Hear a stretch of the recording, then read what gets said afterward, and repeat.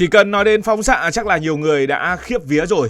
Nghe đến hai chữ này chúng ta ngay lập tức nghĩ đến Hiroshima, Nagasaki, Chernobyl hay là Fukushima.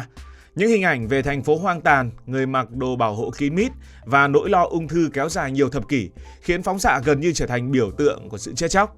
Nhưng điều thú vị đó là chính thứ năng lượng này lại được sử dụng mỗi ngày trong các bệnh viện để cứu người. Mỗi năm trên thế giới có hàng chục triệu ca chụp CT, hàng chục triệu xét nghiệm y học hạt nhân và khoảng một nửa số bệnh nhân ung thư sẽ phải trải qua xạ trị trong quá trình điều trị. Rất nhiều người nhờ phóng xạ mà phát hiện bệnh sớm, tiêu diệt được khối u và kéo dài thêm nhiều năm, thậm chí nhiều chục năm của cuộc sống. Vậy tại sao cùng là phóng xạ, lúc thì hại người, lúc lại cứu người? Có phải là các bác sĩ đang lấy độc trị độc hay thực chất chúng ta đã hiểu nhầm về phóng xạ suốt nhiều năm? Để trả lời câu hỏi đó, chúng ta cần bắt đầu từ một việc rất cơ bản, đó là hiểu bản chất thực sự của phóng xạ. Đầu tiên cần hiểu là phóng xạ không phải là một loại hóa chất hay chất độc giống như cyanua, thủy ngân hoặc arsen. Phóng xạ thực chất chỉ là năng lượng phát ra từ các nguyên tử không ổn định. Khi hạt nhân nguyên tử muốn trở nên ổn định hơn, nó sẽ phát ra tia alpha, beta, gamma hoặc các hạt mang năng lượng cực lớn. Chính nguồn năng lượng này mới là thứ tác động lên cơ thể. Có thể hình dung rất đơn giản. Lửa có thể đốt cháy cả một khu rừng, nhưng cũng chính ngọn lửa đó giúp con người nấu ăn. Điện có thể khiến một người tử vong nếu bị điện giật, nhưng cũng chính dòng điện đang vận hành bệnh viện, máy trợ tim hay máy thở. Dao có thể trở thành hung khí, nhưng trong tay bác sĩ phẫu thuật, nó lại cứu sống hàng triệu người. Phóng xạ cũng không khác gì những ví dụ kể trên.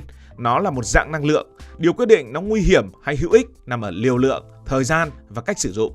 Đây chính là nguyên tắc nổi tiếng trong y học và việc sử dụng các chất độc. Mọi thứ đều có thể là thuốc hoặc chất độc, khác nhau ở liều lượng. Vì sao phóng xạ lại gây hại cho cơ thể? Để hiểu vì sao phóng xạ chữa được bệnh, trước tiên phải hiểu vì sao nó nguy hiểm. Cơ thể con người được tạo thành từ khoảng 30 cho đến 40 nghìn tỷ tế bào. Trong mỗi tế bào đều có ADN giống như cuốn hướng dẫn sử dụng và vận hành cơ thể. Khi tia phóng xạ đi qua cơ thể, chúng giống như những viên đạn siêu nhỏ mang năng lượng cực lớn. Chúng có thể bẻ gãy ADN, làm đứt các liên kết hóa học hoặc tạo ra hàng loạt gốc tự do phá hủy tế bào. Nếu chỉ vài tế bào bị tổn thương thì cơ thể hoàn toàn có thể sửa được. Nhưng nếu hàng tỷ tế bào cùng lúc bị đánh trúng, hệ thống sửa chữa sẽ quá tải. Kết quả là tế bào chết hàng loạt, ADN bị đột biến, nguy cơ ung thư tăng lên hoặc các cơ quan quan trọng như là tủy xương, ruột, da và não bắt đầu suy sụp. Đó là lý do những người tiếp xúc với liều lượng phóng xạ cực lớn trong các tai nạn hạt nhân hoặc vụ nổ bom nguyên tử có thể bị bỏng phóng xạ, suy tủy, xuất huyết và tử vong chỉ sau vài ngày hoặc vài tuần. Điều đáng sợ nhất không phải là phóng xạ thiêu cháy cơ thể, mà là nó phá hỏng những tế bào bên trong cơ thể sống của chúng ta. Đến đây sẽ xuất hiện một nghịch lý thú vị. Nếu phóng xạ giết tế bào thì tại sao không dùng nó để giết tế bào ung thư? Và đó chính là điều y học đã làm. Ung thư thực chất là những tế bào phát triển mất kiểm soát.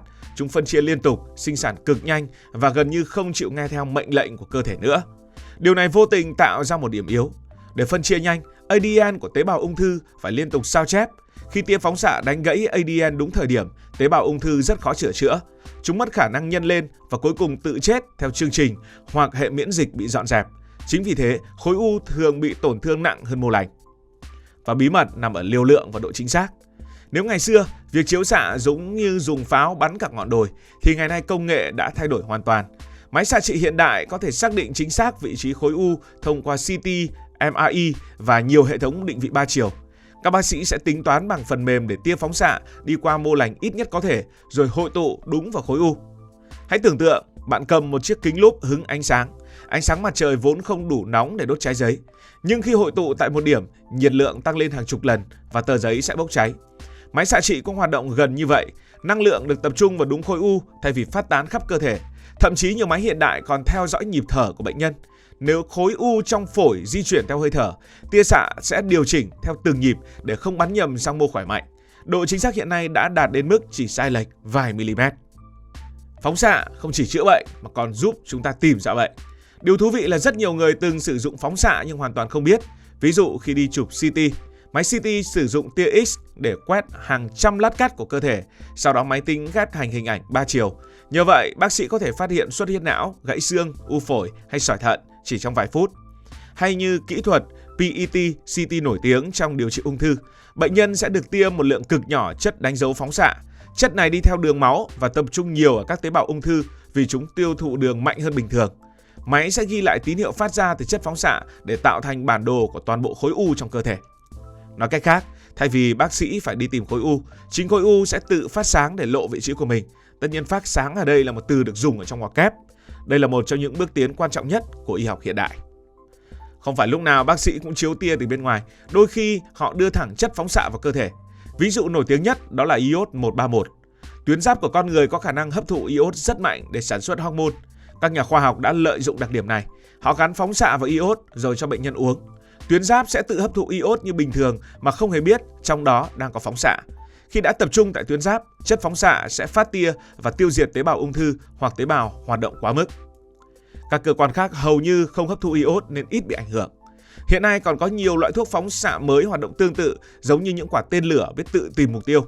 Chúng mang phóng xạ tới đúng nơi cần tiêu diệt thay vì phát tán khắp cơ thể. Và thực ra chúng ta vẫn đang hấp thụ phóng xạ mỗi ngày. Một điều khiến nhiều người ngạc nhiên là ngay cả khi không bước vào bệnh viện hay là không đứng trước một thảm họa hạt nhân nào, chúng ta vẫn tiếp xúc với phóng xạ hàng ngày. Đất đá chứa uranium và thorium tự nhiên. Không khí có khí radon. Ngoài không gian luôn có tia vũ trụ. Ngay cả chuối, khoai tây, hạt dẻ Brazil hay nước biển cũng chứa lượng nhỏ hoặc rất nhỏ các đồng vị phóng xạ tự nhiên như kali 40. Những người sống ở vùng núi cao còn nhận nhiều tia vũ trụ hơn người ở đồng bằng. Phi công và tiếp viên hàng không cũng nhận liều phóng xạ cao hơn bình thường vì thường xuyên bay ở độ cao lớn, nơi lớp khí quyển mỏng hơn. Điều đó cho thấy phóng xạ không phải là một thứ xa lạ, quan trọng là mức độ phơi nhiễm có nằm trong giới hạn an toàn hay không. Vậy thì vì sao bác sĩ không sợ phóng xạ?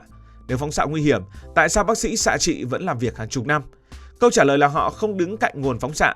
Các phòng xạ trị đều có tường bê tông rất dày, cửa chì nặng hàng tấn và hệ thống điều khiển từ xa. Khi máy hoạt động, nhân viên y tế sẽ ra khỏi phòng. Họ cũng đeo thiết bị đo liều phóng xạ cá nhân để kiểm tra bức xạ tích lũy theo từng tháng. Nếu vượt ngưỡng cho phép, sẽ phải điều chỉnh công việc. Nói cách khác, chính những người sử dụng phóng xạ nhiều nhất cũng là những người tuân thủ nguyên tắc an toàn nghiêm ngặt nhất. Vậy là câu chuyện của phóng xạ là một minh chứng rất rõ ràng khoa học cho khái niệm tốt hay xấu tuyệt đối. Một vụ nổ hạt nhân có thể san phẳng cả thành phố, nhưng cũng chính những tia bức xạ ấy khi được kiểm soát bằng máy móc hiện đại và tính toán chính xác đến từng mm lại có thể tiêu diệt một khối u nằm sâu trong não mà không cần mổ.